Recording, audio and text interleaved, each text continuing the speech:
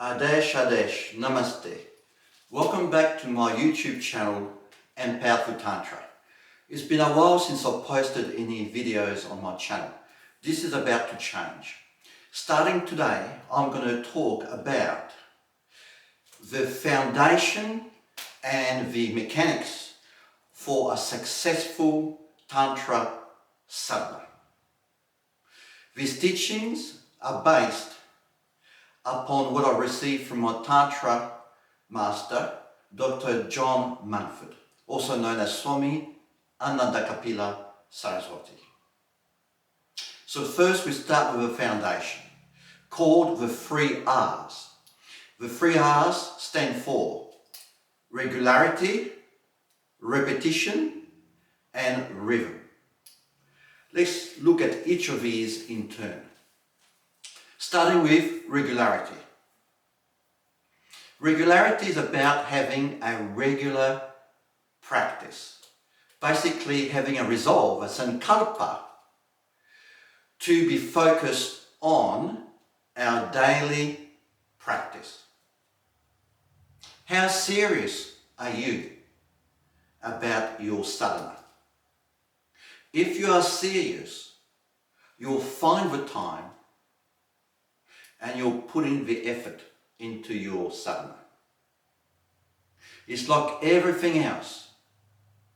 What we put in is what we get out. So this is the importance of regularity, so we can set up a new pattern in our life. And when we sustain our sadhana, sadhana in turn will sustain us. Next is repetition. Repetition allows us to go deeper into the practice. It is said that it takes 10,000 hours to master a skill. That's the power of repetition, of getting to a stage of effortlessly doing our sadhana. However, 10,000 hours may not be necessary. If we are serious about a sadhana, we approach a sadhana with totality, with intensity, with full awareness, and in a spirit of surrender. If we do this, we will get the most out of our sadhana.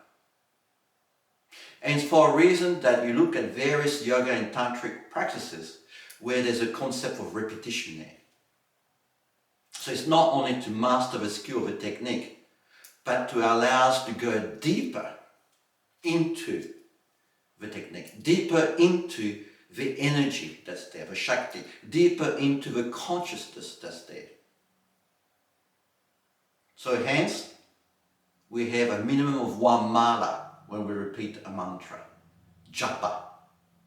Yeah? 1 mala is 108 repetitions. In pranayama, we have repetitions of a certain rhythm. So that leads me to the next R, rhythm. Everything has its own cadence, its own rhythm, its own flow as such. So get into the rhythm of your mantra. Get into the rhythm of your pranayama practice. Get into the rhythm of your puja. And you will flow with the energy that's there. And this will allow you to become absorbed into the practice itself. To become one with it. And remember, in yoga, meaning union,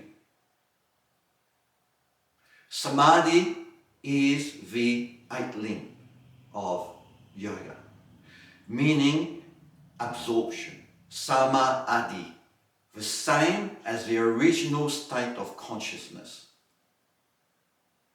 total absorption, beyond the sense of self. So these are the importance of the three R's. These are the foundation for our practice. Regularity, repetition, and rhythm. So regularity must be there. Otherwise, how can we have a foundation to practice from?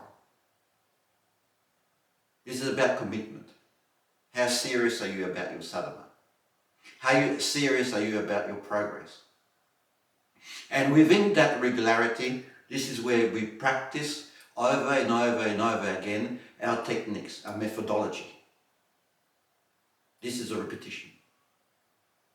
And within that, there's not a certain rhythm within each practice. But then through regularity and repetition, we get into a certain rhythm that will lead us eventually to samadhi. Next, we're going to look at the three S's, which are the mechanics. So the three S's stand for say it, see it, and sense it. So let's start first with say it. There's no Tantra without mantra.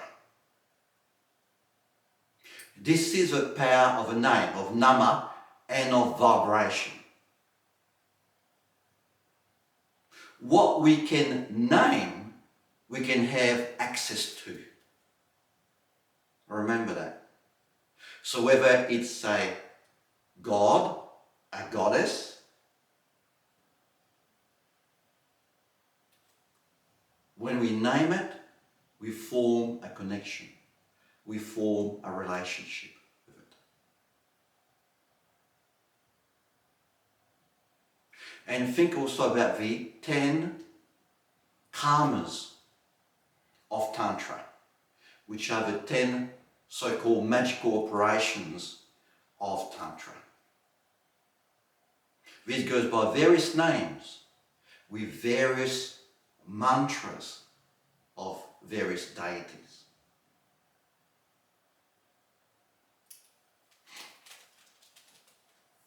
Next, we have sift. What's here is elsewhere. What's not here is nowhere else. As within, so without, as above, so below. And the connection between the world of form and the world of force is a concerted imagination, meaning visualization. What the mind can perceive and conceive, it can realize. This is a concept of, in Tantra specifically, of yantra. Everything has a certain design, a certain pattern in regard to its expression. So this is a way, through seeing and visualizing, to imprint our mind with higher consciousness through certain forms, deitic forms, and certain higher mind patterns called yantras. Next, we move to sense it. Tantra sacrifices thinking for feeling. We are so caught up in the mind, creating our samskaras, enforcing our samsaras. Truth is beyond the machinations of the mind.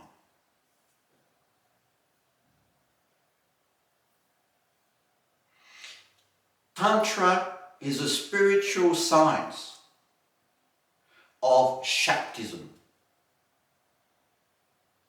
Shaktism is the worship and soliciting of a Divine Mother as that universal Shakti, the divine power itself. We feel power. Power is felt. As tantrics, we are spiritual scientists who use our own body, our own mind, and the universe as our laboratories. Our laboratories to achieve self-realization, the realization of a self in the here and now, leading to moksha, to mukti, spiritual emancipation, and bhukti, or divine enjoyment. Seeing this whole play as the dance of a divine.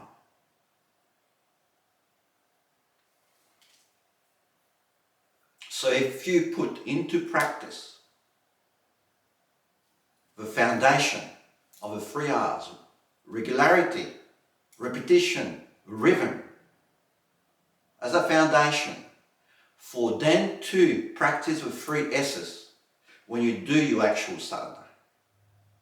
Of say it, remember there's no tantra without mantra. So chant the names of a divine. Vibrate it through your whole being. Visualize the deity, either with your eyes open or closed. Or the yantra, the cosmic design with eyes open or closed within yourself. Feel the vibration within yourself when you do your japa. Feel the current of energy within yourself when you do your pranayama. Feel the goddess filling your whole being. Do this in totality, in intensity, holding nothing back. And in a spirit of total surrender. And your success in Tantra Sadhana will be assured. Jai Ma.